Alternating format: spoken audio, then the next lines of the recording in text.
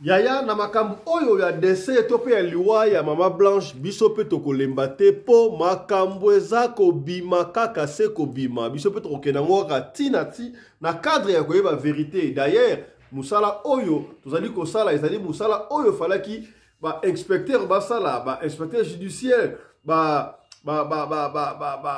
ministère public mais tu vas dire kosala yango na place na bango ça pour vous montrer que makila ya mama Blanche ezali makasi. Yaya makambo ezali kobima kaka se kobima. Est-ce que boyebi ke pona nini mama Blanche akufaki? Il paraît que mobali na ye frère na biso Marcelo alingaki abanda ko toucher bana mama boyaki yango wana balinga éliminer et pesinga ipasi ya kosakana te. Oh mama Blanche akufaki po aboyaki ba sacrifier bana. Oh somo wendenge nini? Tokosola yango awa na émission ya lelo mama Congo losala risma amboloba mwasi na makambo oyo bazali kosala donc mwasi azosala makambo na volonté na ete mwasi azosala makambo mpo mobali azoyebisa mpo na bien-être na bango kote mwasi aboyaki bandeko botala bomoni bana wana bomona mwana oyo aza adepte ya papa na ye bomona bango na comportement maman na kufi pour protéger bana nae. Tant makambu ya Marcelo batu bakomi kote le melae eloko beta Marcelo pour makamne comme na déséquilibre. Nzoka ndetanga ye na makambu ya papa mbana Kester. Ngape na ebité. Ngeloko siko bayaka kolukanga. Tant na telemelie na Kester na papa wemba na tant na telemelie makamba Denise Nyakero ndenge na monaki Marcelo komaki na sous protection à Denise que Denise Nyakero tokoloba makambo wana awa na émission ya lelo. Yaya même les Africains bakoti makambo ya mama Blanche batikali simate. Tout le monde est devenu inquiété na makambo oyo ya Marcelo. Affaire Marcelo Tunasisi et Maman Blanche, nous allons tous devenir des enquêteurs ici sur la toile et nous allons chercher la vérité et elle est facile à chercher. Parce que lui-même, il nous fournit des éléments par lesquels on le fouette avec. Il faut qu'il vienne nous expliquer. Dans une vidéo, j'ai suivi ses déclarations publiques, je dis bien derrière la chaire, dans une église. Il dit que le médecin, il n'a pas dit le médecin, avec ses relations, ont aidé au rapatriement rapide et expéditif de la dépouille de sa femme vers le Congo. Le médecin a aidé en quel sens? Deuxièmement, il dit qu'il ne pouvait pas supporter de rester dans ce pays-là et voir ses enfants pleurer au pays-là. Il devait rentrer urgemment. Voilà. Ba indice ezali ebele ya lelo bokoyo kama kamba africain ba koti makambo oyo seke ya boire et à manger. Yaya ba pasteur ebele bokansaka ba yoka na kate ba yoka na kayoka ba zakara esika o ba kenaka kokutana. Yona esaka osalaka attention ko pesa ka mutu nyonso tout acha mutu na yo.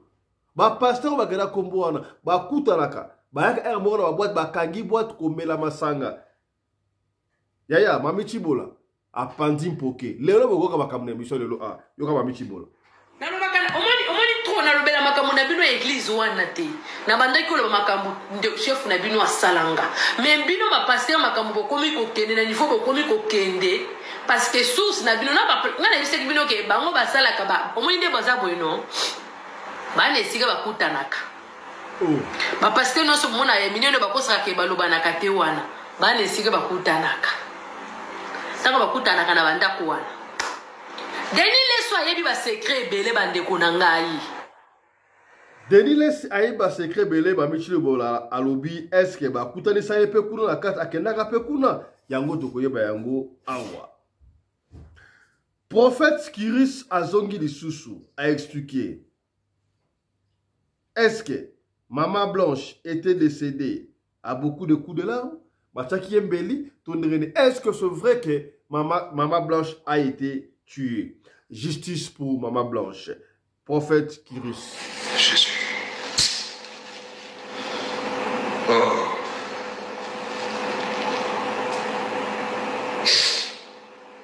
Le prophète pleura. Le prophète pleura. Il a tué sa femme. il a tué sa femme. Qui a tué sa femme? Oh, j'ai vu cette femme-là deux reprises. Tentative à Liboso et Rataki Balingama Maman Blanche et Rataki. Et ça là qui wapi. Donc on yango awa na émission ya lele. Vous comprenez qu'il y a à boire et à manger. Mbote na bino bande ko balandi ya radio de télévision bisika nyos tu bozwami. Merci na confiance peu fidélité mo pesa ka programme oyo. Radio Lokole masolo et pas wapi chaque fois to kuta na ka pona ko solo la makamozali koleka na communauté na biso africaine mingi ya biso ba oyo tolobaka lingala ngai komona ngai Fiston Pelende tata ya Sedek to ko solo makamama Blanche bikolo est comme difficile tout ça la émission sans pour autant parler Maman Blanche parce que vérité m'a dit que comme on a souka déjà. Vérité m'a dit que comme on a souka. Donc tu peux information Maman Blanche, tu le kina bakam sous casse les lois ya wato banda, tu kuta na deuxième session na biso les lois après pour un témoignage. Frère Johnny Mabiala, honorable député, oyo ya bino ya radio Lokole awa, oyo nzaba pesa ngolu grâce à voyageant akenda akufa kwa kutu alamuka frère Johnny Boyebiye. Frère Johnny, il a frôlé la mort. Yemoko Kadiam Pemba alingaki koya koboma ye semaine passée oyo. Et Nazangi Maloba a expliqué alingi a fait témoignage jambo to kota ma Maman Blanche la kolingato ba dans liboso na témoignage oyo ya frère Johnny et ko édifier bino mingi frère Johnny ba ebiete soki okei na chaîne na biso ko mona pesa ba témoignage ndenge ya kufaka apolaka kutu menzambe ya zongisa ye nzambe apesa ye chance à voyager akene ko mona ndenge ba ndoki ba operaka nzambe alakisa ye ba misuni otoliaka eutaka wapi. Donc frère Johnny Mabiala azali lisumu ko présenter te. Est-ce que attaque oya ju et pas ya Kadiam Pemba et ça pour dévoiler misala ya mabe ya Kadiam Pemba to ndenge nini na kotika bolanda témoignage oyo ya kopi to allez en direct hein to allez en direct benga biso na plus 27 61 88 445 plus 80 plus 61 88 58 4 5 5 Kassiambo to pesa maloba et pas ya de ko Johnny to ko rappeler boy yaya yo mutu obima ba luvamba donné longi opakola ba produit ya marque na marque ozo solution te pona yo e beba ezala kali suli sute ozali na ba nduta na kata yo moye olata ba donu ezali te moye olata biloko ya talon moi barabu ya bien et monde na ezalité pour na yo et beba baluvambano.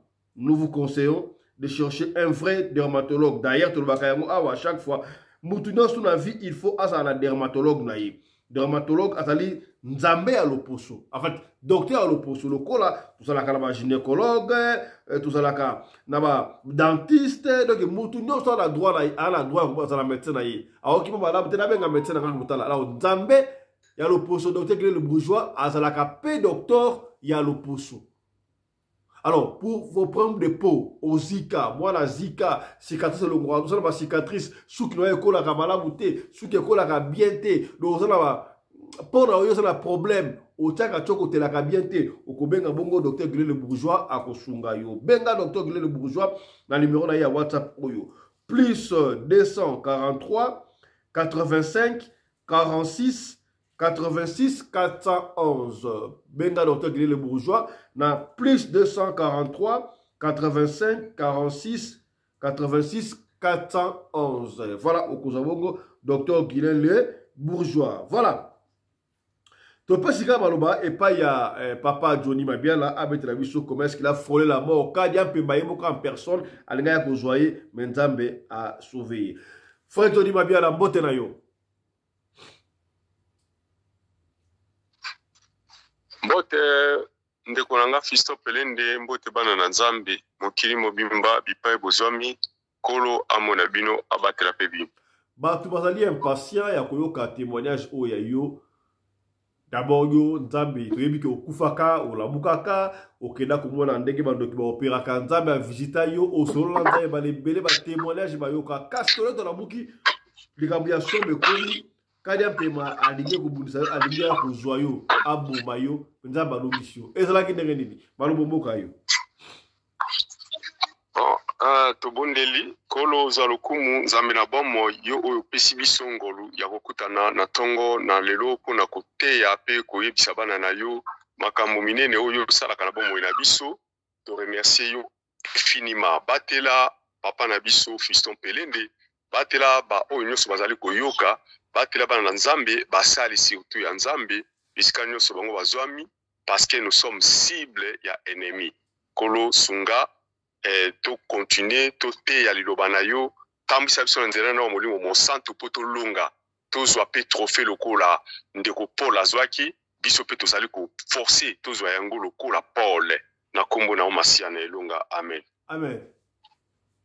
Donc bandeko bana na nzambe kolo azwa lokumu ndenge apesi biso lisusu bomo ilelo nde tomona na bino donc bolingaki boyoka frère Johnny alali alamuki na ete po mingi boyokaka o akufi na butu alali akufi boye bakate ezalaka bakumba mosusu eza nango mpe normal moto akosala arrêt du cœur peut-être par rapport à santé na ye mais la majorité à time ezalaka nango makambo oyo ezalaka programmé na monde ya ténèbres c'est-à-dire ngai nakozonga mwa sima muke depuis nkolo akutana na ngai même depuis avant nayiba nkolo natikala jamais kokota ndako nganga natikala jamais koluka cité moko bo quelque part natikala aussi jamais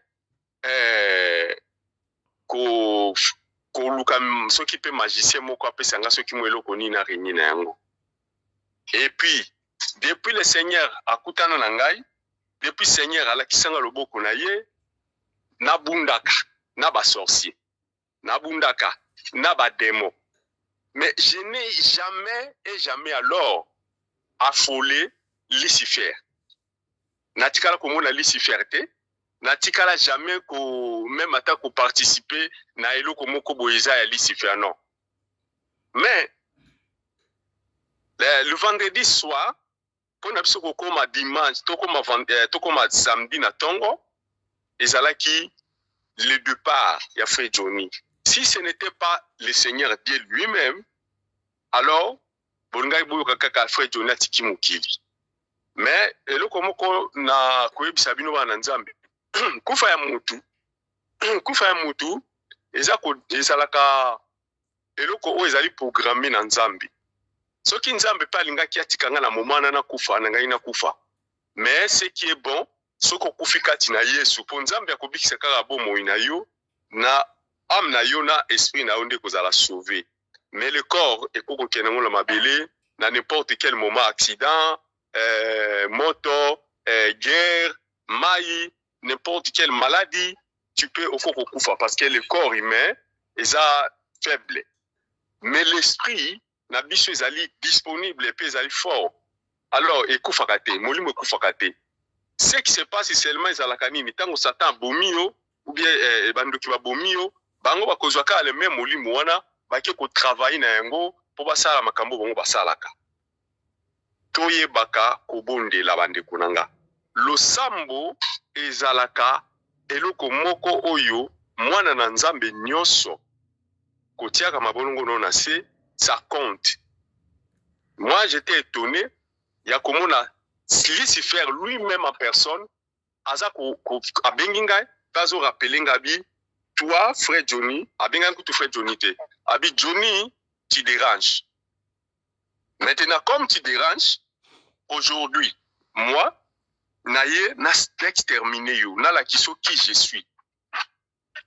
Bandeko, na sengi na bana na nzambe, nyonso bipai bozali na mokili mobimba, po boza koyoka biso, boye bakobondela po na biso basali na nzambe. Boye bakobondela po na bato baza kobondela po na bino. Ezali vraiment très capital. Ce qui bino bakobonde la pona biso te, au moment où il y a beaucoup de choses dans le monde où ezali ko salake, même mutako ko zalale mususu obimaki, ozongi, bolembu moyo bonde lezate olali. Le mususu ko bima, okutana likambo moko epesa ki okanda, oye na yango, ofani na ndako koki ko bonde la te po kanda neza kati na yo, nyonso wana l'ennemi peut profiter à ça. Et surtout que biso ba oyo tozali kotelema mpona témoignage mpona kolakisa bana nzambe nzela lobiko nzela kobima na maboko ya Satan le diable à tout moment. Nous sommes ciblés. Donc Satan lui-même alukaka n'importe porte kaka ya mukie pour akota a massacrer yo. C'est pourquoi la Bible a dit que quand le Satan a continué la vie à mutu ayaka thèse ayaka promenade ayaka promenade la santé ayaka pour à détruire à dérober à salanini à égorger à ça tout oya lingi. Frère Johnny, allez tout au but, et ça m'a dit, le temps nous presse. Alors, nazozonga, salaka moi, la sentence nous qui est pour bananzambe baïba, au juste, ezali enfin, baïba pour bon de la cape pour nabiso basali nanzambe. Nous sommes les cibles, il y a des mots. Et la première fois de ma vie, il y a comme on a Lucifer. Maintenant, bato oyo bakinda kozwa bakisi bokinda kozwa kindoki bokinda kozwa ba magie botika makambo wana parce que ceux qui yo kotana na monde wana te omona na Lucifer te donc kosakana na ete azali terrible komona ekaka na misu boye bande konangai nakokaki te parce que la taille de ce monsieur là ezala mutu moko te la mukili aza na taille wana. Lisapi na ye ya loboko eza monene lokola lokolo na ngai lisapi moko nazotala ye bien manzaka oyo ye aza nango na maboko na ye namoni yango lokola eloko bamama oyo basala mikate luto basalaka mikate wana monene nango nde musapi na ye nde yango wana linzaka na ye. Maintenant tango a se présenter liboso na ngabi moi c'est Lucifer. Obino bobenga communément Satan le diable. Nabandi kota la ye na yoki somo. Natali taille na ye, j'ai pas compris. Et aujourd'hui, je suis venu pour te exterminer. Nakola kisayo qui je suis parce que tu déranges. Nabi oh mais nazo déranger na nini? Tango la komi kozonga sima. Namoni azo avancer parce que azalaki na moi distance nanga azo ko avancer. Bande kolangai. Je vous dis ce qui est vrai. Soki nkolo masia apesi yo nguya ya kobundisa monguna te okoki kolonga te liboso na mutu wana azali na puissance énorme extrême. Imaginez-vous nga mutu wana azalaka toujours so nazwi attaque ya lolenge wana nasenga kana nkolo matisanga azumatisaka nga na mataka nga na ciel. Mais les jours où na bi vendredi nakoki ko mataka na ciel te na koki pe ko sala autrement te nabi ok c'est le la boye na évoqué les armes que le Seigneur m'a données. J'ai essayé mais ça n'a pas tenu. Satan le diable m'a tenu dans sa main droite a tombolinga le la papier et a memingai na kati ya ndaku na ye la maison o ezali en cristal. Je vis la maison des diables et des Satan. A koti singa na kati ya ndaku na ye afandi singa na ba moko ezalaki wana e maison wana ndaku mobimba ezali en vitre ezana nini te donc vitre ba mir nango vitre ba kiti nango na ba kiti parce que na mona kiti te na mona ka ba porte na nini na forme ya ndaku donc ezali en vitre a koti singa na kati afandi singa na eloko moko ezalo kola ba. Ndazo continuer ka koyebisanga comme tu déranges je suis venu t'exterminer. Bandeko Satan le diable atiki ngai ake kozwa mbeli wana na monaki ezali munene lokola obalobaka ya Goliath basimba kango soki 4 personnes mais oya yiwana il fallait à 10 personnes pour bosimba mbeli wana. Un grand mbeli hein. Azoya nango po aya kokatanga kingo. Comme na belela qui déjà arme nyoso ça n'a pas évolué. Na fandi kimia na zolo baka au Seigneur. Mais moi je sais que Seigneur pour s'élever les dernières parce que yo koko tikanga na kufa na maboko ya Satan le diable était. Je n'ai pas problème na été toi tu vas t'élever toujours. Maintenant comme nazaki na somo na kangi misu. Nazo zela maintenant kingo lange katana parce que na yebi kembelezoya pour nazaki sans défense. Mais là na kangi misu na ngai après 15 minutes ozobona ngo la vision na vision papa nanga. OK. Tango na kangi misu, Satan le diable aye na mbeli po aya kokatanga, mais après 15 minutes azo koma place nga na fandité. Maintenant nga na fongoli misu. Na fongoli misu, natala pourquoi a comité, qu'est-ce qui s'est passé? Là na fongoli misu na moni Satan le diable azali ko titibé. Na mbeli na na maboko, mais aza ko titibé. Alors j'ai regardé le ciel, loko la lumière moko utaki na likolo et koti na kati anda kuana. Maintenant il fandisi et télémicien na kati carré. On dirait carré moko boy, il y a télémi na carré wana, maintenant aza ko titibé na carré wana. Mbeli longwe na maboko na ekui. Tango mbeli kwei, ngamba na mona bi oh Seigneur, je savais que okoya na secours. Na zu maintenant, natali na pembe nga na moni marteau moko ya 5 kg. Ezalaki wana, na zu marteau wana, ale na bandi kokende na takeye na maboko na ye. Papa, loboko ya mutu wana, loboko na ye moko eza munene na nzoto nanga. Mais asimbi sikoyo boto bingi banini. Lokola garde-fou, parce que aza ko trembler, lokola kweya, mais garde-fou wana nde mutu asimbaki na maboko na ingasi kono so betela liboko na ya gauche, nde place na monaki forme ya manzaka ya mutu wana. Donc bino bato bozo luka bozo bakisi pardon, bokende te. Bosala kutu te. Parce que pas mutu alolenge wana soka tindi yo sala eloko na ye et que réussir te. En tout cas oza ako écraser yo. Misu na ye rouge lokola makila. Et ça a été vraiment étonnant pour moi d'avoir ce messieurs-là. Quand il a commis qu'on tremblait, Mbeli quoi il n'a maboko na ye, le barrière aux ala qu'il bossonne nini garde-fou aux ala qu'il bossonne à simba na maboko, ngamba moko na ye na marteau na zo beta na loboko na gauche. Bandeko, même attending na zaki ko beta, moko na zo marteau na boaki na bime. Pourquoi na zo beta? Parce que azo kane kutu pasité, azo kipenga pété. Donc il y a moko peso ça on dirait na zo beta na chiffon. Et en même temps ba glace o ya simba kiwana ezo bukanate. Alors namoni mbala moko a se ressaisir lokola mutu tremblement ne sili mais à perdre mutu na ye c'est comme quelqu'un ou azo e balisute lokoni na kiko sala azongi sima un pas deux pas trois pas après abaluki na droite ndenge basola balukaka abaluki bongo abandi ko bima kende nga maintenant na bi oh lokola ye asali boye nga ifona zwa marteau kaka na landa tina libanda na achive ye kaka. Alors tango na bima na porte pona landa ye à ma grande étonnement bande konanga na moni mama moko na Kinshasa mama wana na yebi très bien. Donc mama penda oyo nga na yebi atelemi na porte azo bisanga te frère Johnny kolanda ye lisusu te omoni ayaki abomayo mais lokola kokite tika ye kaka kende menga bisi mama comment ko stopper nga na mutu aye ko bumangai yozo tika ozo telema na porte olinga na bimate please longwa na porte alingi ko longwa te mbamo na bina yo ozali ozo travailler na Satan oza apôtre na ye. Donc on a moni ozo sala c'est-à-dire yozo côté la mutu wana mbala moko na tali na miso ya mwana miso na red kaka lokola Satan le diable. Alors nzambe na bomoy abikisi mwana na ye o to bengi na kombo ya frère Johnny ngaye unazala bomoy na bike belé ya batu bakoko mona ngo lokola ironie lokola quelque chose qui ne se fait pas mais boye bakango ke na kati na molimo makambo esalaka na molimo yango nde yaka ko impact bomoy na biso ça dit soki nga kingo nange kata maki na butu wana ça dit na tongo na la mukate.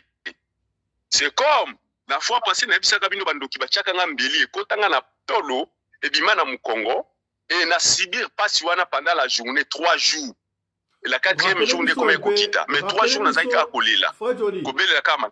Rappelez biso sous bachaka mbeli na butu salama ngandenge ni po batu mingi o bakufaka bona o tozaki na bien totali match style à la libre à la mukite. Qu'est-ce qui se passe dans baliwa o ezaka mutara la li à la mukite à mabe hein? Yo salama ngandenge ni po na mbeli. Ndeko na ngai soki bandoki bazoluka yo bakoluka ba forme nyonso soki bangi babomona maladie bakoki yo te bakoko bomona accident so baluka na accident bazuyo te bakoko bomona maboko ya mutu oke ko bunda ale mutu ana beti yo likofi okwei okufi kaka ndenge wana mais oya ngai komba lukaki nga bazwaki te ba décidaki bango moko ba achever nga na kolala. Donc olali na la mukate. Wana c'était mbandaka na kumisaka nzambe mingi na mboka na pona mboka na mbandaka soki nkola kosunga na zonga Congo na kokende evangelisation ti na mbandaka pour nayebi ke mboka onzamba visitanga mingi. Naza mutu mbandaka te mais naza mutu na sala ba voyage kuna mingi. Donc nalali namoni basoda baye kokanganga ndo to benga communément ba policier to benga bango communément ba soda parce que eza lingala baye kozwa ngai sans même motif sans quoi na tuni pe bango te pourquoi boye kokanganga pourquoi nazo kende wapi rien baye ka bazwinga to komi kokende malembe toleki ba aéroport mbandaka wana toki kota na zamba tokotaki bakenanga na emoni na kati ya zamba ezalaki na réunion ya batu musu bafandi na bakwe ba misusu donc bafandi na baban mais ba o bayaki na ngai bayi na ngai direct bayi kotia ngai na place moko bengi mutalaka ezali eloko bayitaka bambisi bato bayebi yango bato batambola kotambuka bayebi yango batiaka bambisi likolo nango mpona koyita mbisi bazwinga bamatisi ngai likolo mutalaka mes frères c'est comme oto bengi mwana na mpate nazoganga te nazoloba te nazomituna ka question ke nasali nini même na mutu na ngai rien que na invoquer même le nom de Jésus nazalaki kutata na mutu na ngai na ide wana te. Donc c'est comme balungola ki nga déjà cerveau et puis na kokali suko bela komba masia te. Alors na komi na batenga likolo wana namoni bato bazalaki na réunion basololi sili bapesi signe na mutu o atelemaki pembeni nanga mutu wana aye azwi elamba moko noir akangi na elongi nanga. Donc misu nanga ekangami na kitendi moko noir bazwi bamatisinga likolo mutalaka mbala moko na oki percé ya mbeli na tolu nanga ekoti ebimi na sima metango ekoti ebimi mbala moko na gangi oh non de Jésus na lamuki kolamuka na lamuki mbala moko douleur wana bandeko nanga ezali ya masekite. Imaginez-vous que ozoki pota mais pota invisible mbeli percé na corps nanga jusqu'à tango nazo lela na kati batienga mbeli batu nyonso balamuki na masuwa bazotala nani atie mbeli batala boye mutu angozo lela batie mbeli makilezo bimate mais azo lela batie mbeli nani atie yo mbeli na bi batienga mbeli. Donc nazo lela mbala moko na sopa makila Yesu nakomi ko sopa 3 jours bandeko pasi ya paso sentir osoki mo pepe eleki ozo sentir lokola mo pepe kotio na tolo ebimi na sima 3 jours successifs. Et la 4e jour, passe comme il diminué. Après quoi, une semaine après, passe yaki kosila. Na voyagé na Kei Basan Kousou, là na Kozunga na commune Kinshasa. Après 3 mois, le Seigneur m'a rappelé encore. Il m'a dit ceci. Frère Johnny, vous savez, mokolo bachiaki, mokolo bakangakio, mokolo bachiaki ombeli, ezala ki mokolo akufana yo. Bango bangaki baboma yo mais ngai nkolo nde na changeaki fort donc sens ya mbeli wana donc bango bazalaki sir ba ko percer cœur nanga amoni donc ça soit percer qui cœur on ne peut pas malisuté donc automatiquement la journée tu es parti. Maintenant le Seigneur a changé yango a commis yango na droite yango percer qui droite mais le même bateau le Seigneur a la kisinga ke bateau baza intel na tant on a commis na Kinshasa, le Seigneur lui-même a poussé moko ya bandoki aya ko yambola na munoko na eke Frère Johnny oza na nzambe ya solo tingamela nzambe wana zala na ekaka nese azalaki na sorcier. Moi nazalaki étonné ya komona mutu moko boye na bondeli pona yete na sali loko moko tembe ayeka ka ye moko koloba nanga ki voilà oza na nzambe ya solo kangamela nzambe wana kotika ete. Donc c'est par là j'ai compris nga bi OK na yoki yo lobi na tuna ki pété parce que na yebiki azana sorcier. Donc ils étaient étonnés ya komona muto si to bomaki mais ndenge ni azaka vivant. Ouais. Donc ba makambo ya ko boma na butuana ya ko ezali réalité et boma bato bakufaka na ba biloko wana. Il faut vraiment bobondela ka mingi pona biso basali na nzambe biso bana na nzambe o toza ko bondela toza ko back up bino na ba prière ne ezo sala ki tozo ba représailles. L'ennemi il sait bien que tozali na nzambe tozana yete nde yango toza ba cible na bango. Mais boyebaka yango ete bitumba oyo frère Johnny abundi na butu ya vendredi po akoma samedi ezaki po nanga moko te. C'est parce que quand je dérange, c'est-à-dire nazo longola bana na nzambe na maboko ya piège ya monguna. Parce que nga moko banda na fanda na salaba banini nanga ba prière nangai na sala kanga moko na tambola kanga moko l'ennemi izbanda ko gêner parce que j'étais na protection Seigneur. Mais tant on a komi ko zwa siko ba oyo baza na maboko na ye. C'est ce qui est vrai africain na ko ma cible na ye.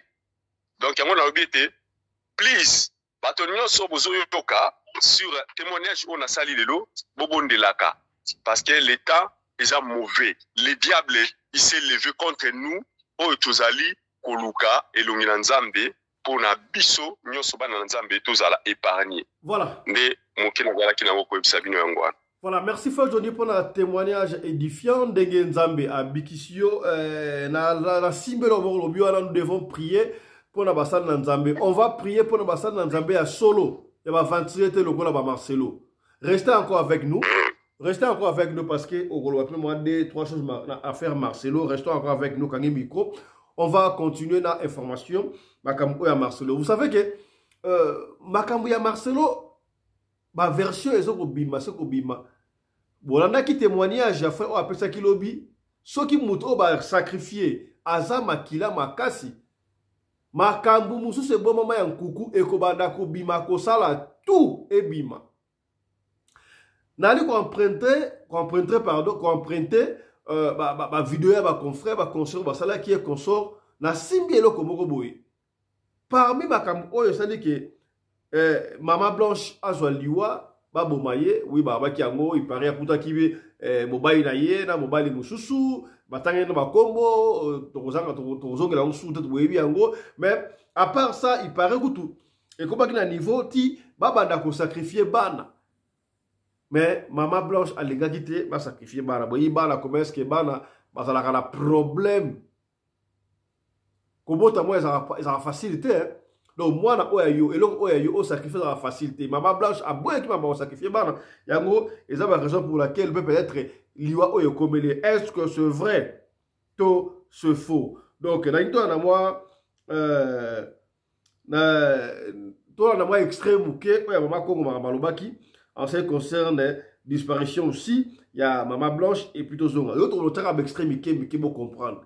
Toujours récapituler makambo qui toujours ensemble makambo pour le ministère public à la difficulté de biso de commis ba investigation makambo Maman Blanche et le bata fait roi tout là c'est quand Maman Blanche et on dit pour la liwa et comme la qui tout là ndango na makambo oyo bazako sala.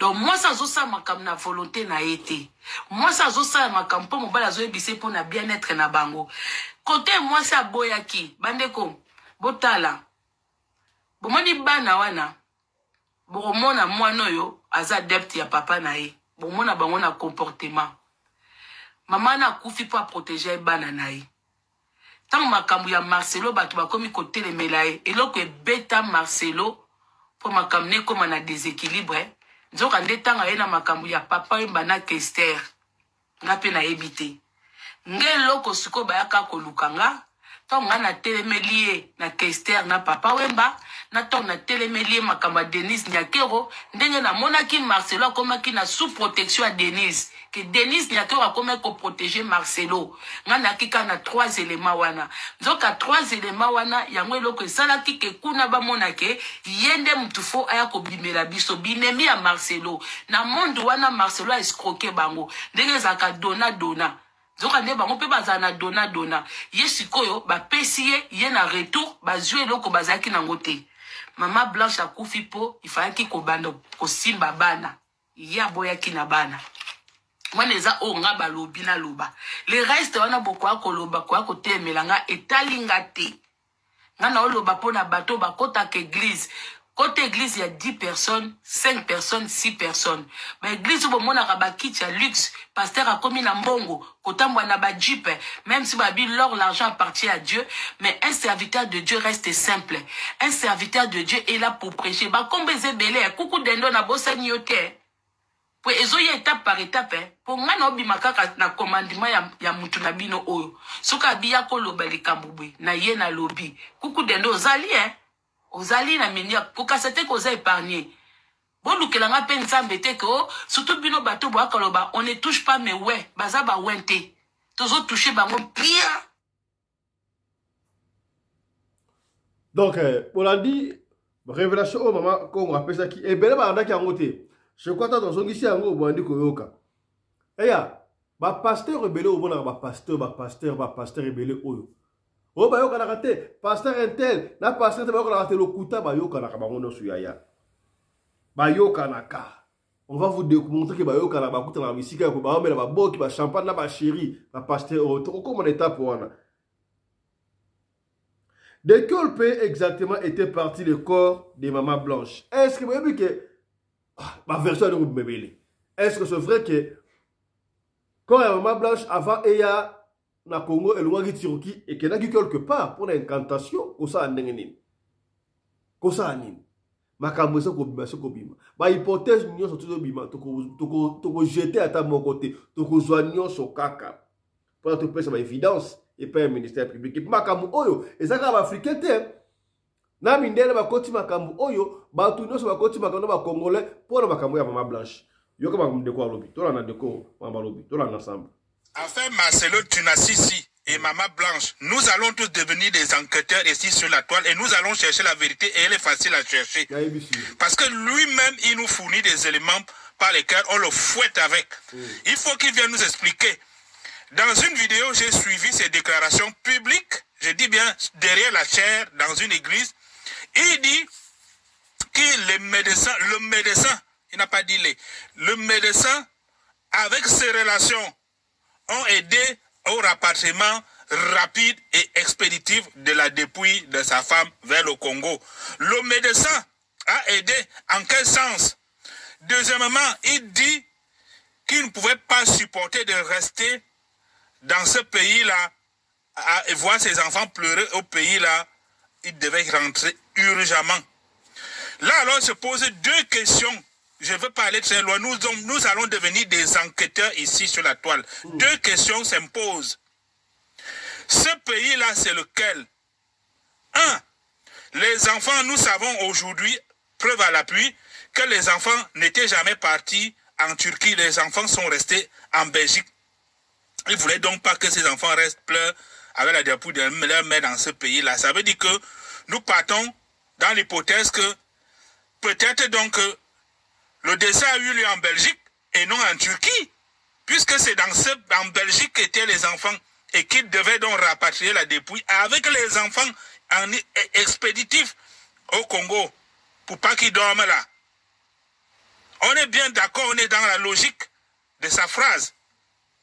Le pays où se trouvait la dépouille est le pays où se trouvaient en même temps les enfants et qui étaient en train de pleurer leur mère. Nous partons là-dessus. Deuxième chose, il dit que le médecin l'a aidé avec ses relations aussi. Ça veut dire qu'on peut impliquer dans ces relations-là le corps diplomatique. Parce que administrativement, pour signer les documents comme ça, à expéditif comme ça, sans autopsie, sans rien, dans un pays étranger, faire déplacer un corps, sans rien. Ça veut dire qu'il y a les complices dans la police, il y a les complices dans le corps diplomatique, il y a les complices dans la douane. Toute cette chaîne logistique pour rapatrier une dépouille d'un pays à un autre. Il faut un jet privé. Il y a une logistique énorme. Il faut l'achat d'un cercueil. Il faut les factures. Nous pouvons donc, à partir aussi de là, voir, à partir des factures, du cercueil, de l'habillement, du départ de la logistique, vers quel pays cela est parti. Sinon, aucun médecin ne s'occupe du rapatriement d'une dépouille d'une patiente déjà décédée. Il a d'autres choses à faire, de sauver ceux qui sont encore en vie. Une fois qu'il a signé qu'il y a décès, bon, il y a un autre service qui prend en charge, qui s'appelle le service mortuaire, qui prend en charge Le médecin, lui, n'est plus là. Il s'occupe des vivants. Alors, c'est quel médecin, avec quelle complicité toi tu avais avec ce médecin pour que lui te favorise la signature rapide et le rapatriement de la dépouille? C'est quel médecin? Il s'appelle comment? Pourquoi lui, il prend en charge la situation mortuaire au lieu de s'occuper des patients vivants? Donc, ces deux questions-là s'imposent. De quel pays est partie la logistique? De quel pays? Là, Pasteur Marcelo nous met une piste claire dans ses déclarations publiques. Le pays où étaient les enfants. Or, nous savons que les enfants étaient en Belgique. Donc, il se pourrait, nous supposons donc dès à présent que Maman Blanche serait peut-être décédée en Belgique. Et toute la logistique du départ, je crois que c'était un jet privé ou bien une compagnie privée de transport. Il faudrait voir les signatures pour traverser les frontières avec un corps. Mettre un corps dans l'avion, c'est pas comme un sac à main. C'était quoi? C'est parti de quoi? D'un aéroport privé, un jet privé, sans contrôle, sans rien, sans douane, sans rien. Il y a bien eu une documentation. De quel pays a été signée cette documentation? Comme là, alors, il y a toujours un détail qui semble anodin, mais qui est important. L'avion n'est pas un taxi. C'est pas comme, voilà, on porte la dépouille de Maman Blanche en Turquie, on atterrit en Belgique avec le corps dans l'avion, on vient chercher la famille restée en Belgique, on embarque dans l'avion, le même avion maintenant refait un vol direction le Congo. Vous voyez un peu? Parce que dans l'avion ayant ramené le corps de Maman Blanche au Congo, je dis bien en RDC, il y avait toute la famille, y compris la nounou qui est portée disparue, qu'on ne voit pas. Y compris la nounou était dans l'avion. Or, la nounou se trouvait en Belgique. Ça veut dire quoi? L'avion a dû faire l'escale, partir de Turquie, faire l'escale en Belgique, récupérer les enfants et la nounou, redécoller pour le Kinshasa, ou alors le départ exact est de la Belgique. Et là alors, la témoin clé ici aussi, c'est la nounou, malheureusement portée disparue. Nous ne savons pas où elle se trouve. Elle peut nous dire exactement de quel pays était-il parti.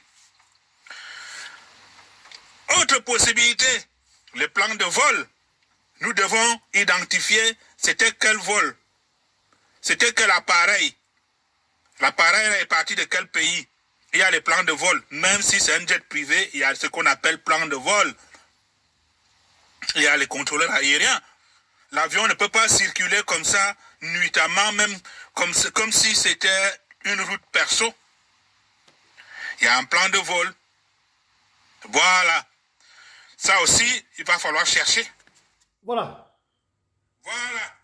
Je crois, de quoi passer ma piste, mais pour la piste, on de quoi passer. Moi, je crois que c'est pourquoi la famille demande passeport et à Maman Blanche. Parce qu'avec le passeport, Maman Blanche, Togoyeba, pour tracer l'itinéraire. Alors, moi, j'ai l'aéroport en Chili, à Kitty dans la vingtaine, dans Belgique. Togoyeba a entré, a sorti. Sauf qu'il y a Bimaki, Togoyeba a sorti qu'il y a Bimaki. À moi, je vais être sorti. Depuis, c'est pas confusion. Parce que la nounou a parlé. Hein. C'est-à-dire, il a dit que la nounou est portée disparue, mais la nounou a parlé. Donc, comment la nounou a émission la semaine prochaine? Nous a expliqué comme c'est doit. Alors, il y a des Turquie. Il y a des Turquie. Il y a des Kovanda. Na rez-de-chaussée. Il y a des billets. L'affaire $50 000, il y a solo le kuta. Pour la émission prochaine, pour une émission sur le Kango, pour le lobby. Nous allons élément, mais n'oubliez pas de vous abonner. Abonnez-vous massivement. Il y a tous abonnés, belé. Ceux qui te connaissent à 60 000, tu connais à somme. Voilà. Vous avez récapitulé quand Makambo et Mama Blanche, un prophète Yacob a assuré la veille, a expliqué Makambo et Somo. Mama Blanche, Amikoufela Guillemoko, c'est du faux, on doit condamner frère Marcelo, on ne doit pas les condamner. La limite, to récapituler, Maloba Oyo, prophète Alobaki. Explication à Oyo, est-ce que cela peut nous aider à avoir quelques éléments? Toi, on a prophète Cyril. Jésus. Voilà. En fait, Cyril a expliqué couple of things. Pour le prophète, ça nous fait idée. Avant de la frère Johnny Madiala, après, un avis sur des conclusions, voilà. À vous. Il a tué sa femme. Oh, j'ai vu cette femme-là deux reprises.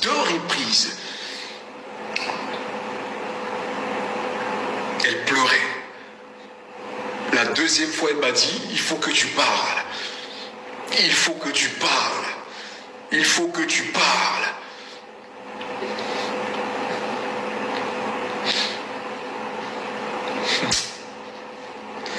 Oh Jésus. là, c'est dans l'ambulance, le prophète a expliqué qu'elle a été assassinée. C'est pourquoi le prophète, il a tué sa femme. Écoutez attentivement. Écoutez. Pour ça, récapitulation, il y a Quand aller sur... Désolé, j'ai pas pu tenir mes larmes, j'essaie de me contenir. Parce qu'on doit terminer cette vidéo pour Maman Blanche. Donc nous allons rentrer dans la deuxième phase. La phase des révélations. Parce que je crois que la vidéo est déjà finie. Elle était au bas, au 7e niveau. Voilà. Justement, c'est là que vous devez comprendre. Donc quand ça a été exaucé, le sacrifice a été agréé, lui maintenant a vu qu'elle était, voilà. C'était une confession. Elle était au bas, au 7e niveau. Elle était au bas et lui était au 7e niveau. Et c'est là qu'il a senti le parfum de Blanche. Voilà, là il parle de niveau. Parce que je vous ai parlé des 7 arts, les 7 portes, les 7 escaliers. Ce chiffre, ce niveau 7 là, qui est le niveau du maître, la connaissance et toutes ces choses-là, la science et autres. C'est-à-dire un nouveau degré, une nouvelle entrée, une nouvelle porte, voilà, qu'il a pu transcender dans le but d'atteindre le trône de Osiris et le trône d'Iris.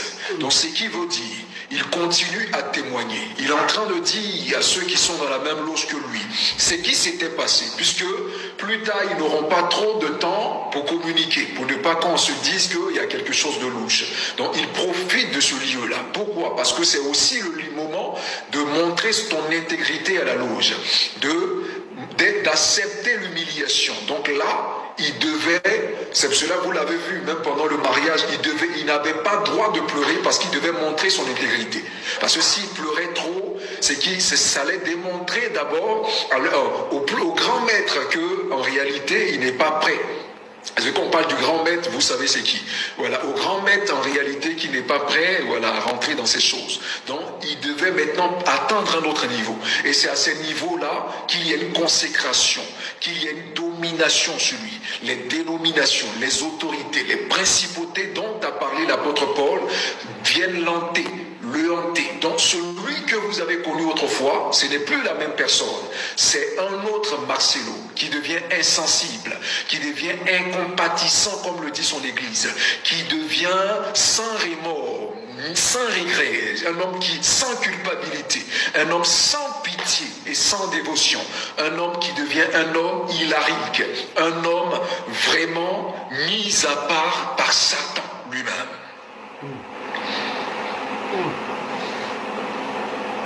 C'est clair. Et là, beaucoup ont loupé cette partie. C'est son esprit. Il est mort. Il aimait ça médecins, il parle de leur loge. C'est ce que vous devez comprendre. Il ne parle pas des médecins. Oh, le casque là, tu me fatigues. Médecins, il parle de leur loge.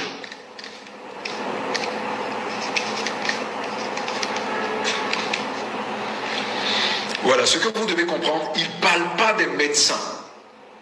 Il parle de leur loge, parce qu'il n'était pas seul, comme il le dit. Voilà. Et c'était même pas dans un hôpital. Il sait où ils étaient. Parce que pour que ces choses se fassent, c'est même pas dans un hôpital, ni chez toi. Il n'était même pas chez lui. Il avait fait un voyage. Il avait fait un voyage astral. Non, il ne peut pas dire, c'était ni chez lui, c'était ni dans un hôpital. Il avait fait un voyage astral.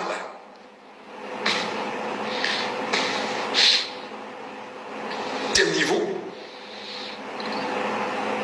Et après, le médecin m'a dit, c'est pas le médecin, le coordinateur de la cérémonie, par rapport au rituel, par rapport au sacrifice, lui a dit, c'est fait. C'est pas le médecin. Voilà. Je crois, Rolandi, ma piste, analyse, mouké, il y a prophète Bakam Oye à Monaki. Yaya, toujours la cérémonie de bloc Oyo, pour la faciliter l'enquête. Tout au début, de quoi l'objet, Bissonio, surtout au commis enquêter pour l'affaire à Maman Blanche, jusqu'à ce que la justice sera rendue dans Bakam Oye à Maman Blanche pour appeler Manakimia. Yaya, frère Johnny a eu un témoignage à Wabito Sambela Mingi pour ma pasteur. Ngala c'est par la frère Johnny pour bien un pasteur était alors Barazana est frère. Marcelo n'est pas un pasteur, il est frère. Frère Marcelo. Tant que na frère comme bien, tout bien Marcelo Tounas. Ba pasteur au moment la rebelle wana ba salaka makambu tout batamukuli ba salaka.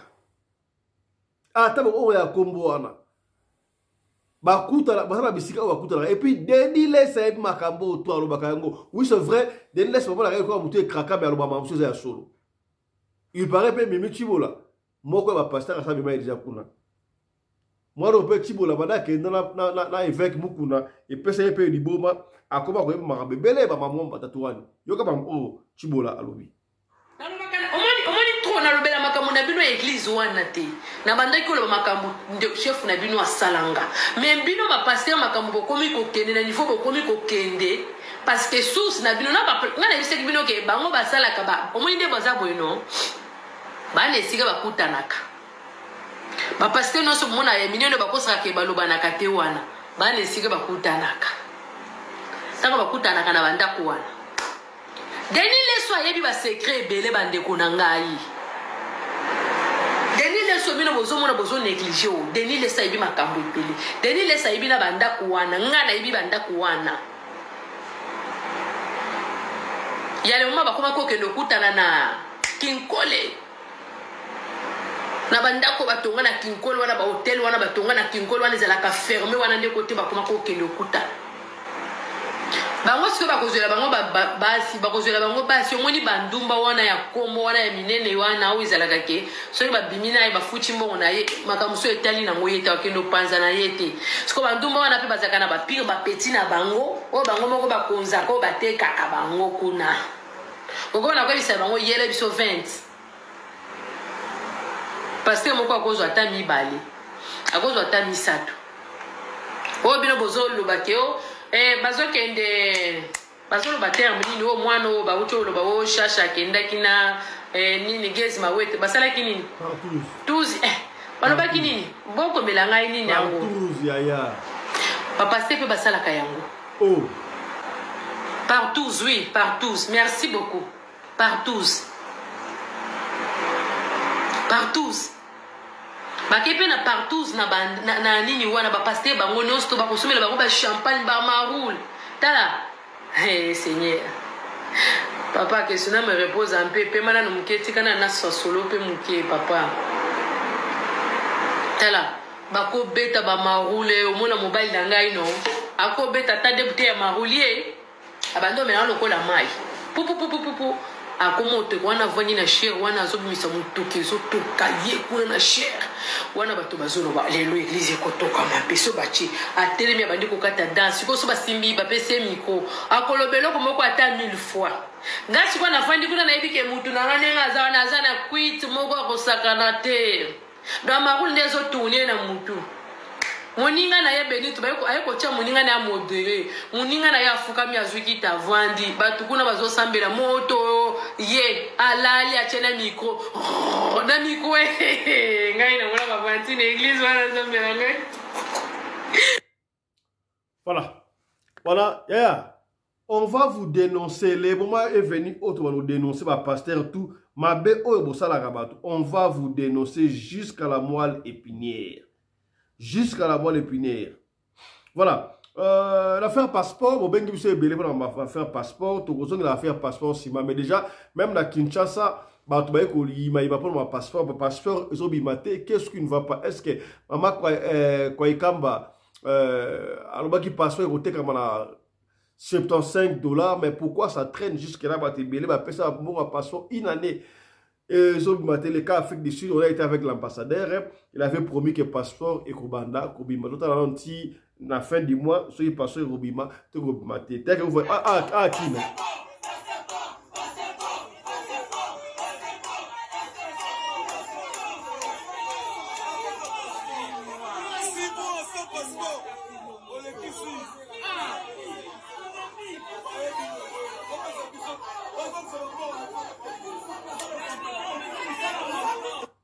Donc, 6 mois sans passeport, une année sans passeport, je crois que on va aller plus vite que possible pour la bateau.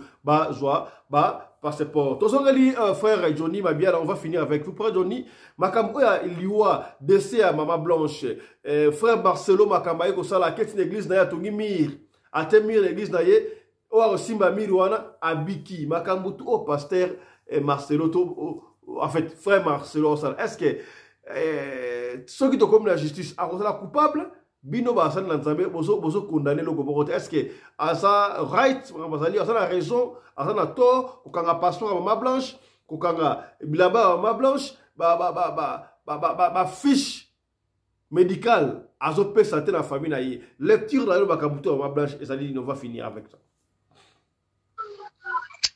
bien ande kofisto pelinde amoni na garder silence mingi pour le makambo yo parce que na zalaki ko sepela na pasteur Marcelo mingi côté anaye na banda sepela mais ba acte posé na ye et ça commence à m'inquiéter vraiment j'ai manqué pourquoi d'abord ceux qui ont tali na mariage na ye o ya uti ko sala bato o ya invité parmi bato o ya invité et ça, la moko azali renommé partout, bayebi kaza sataniste.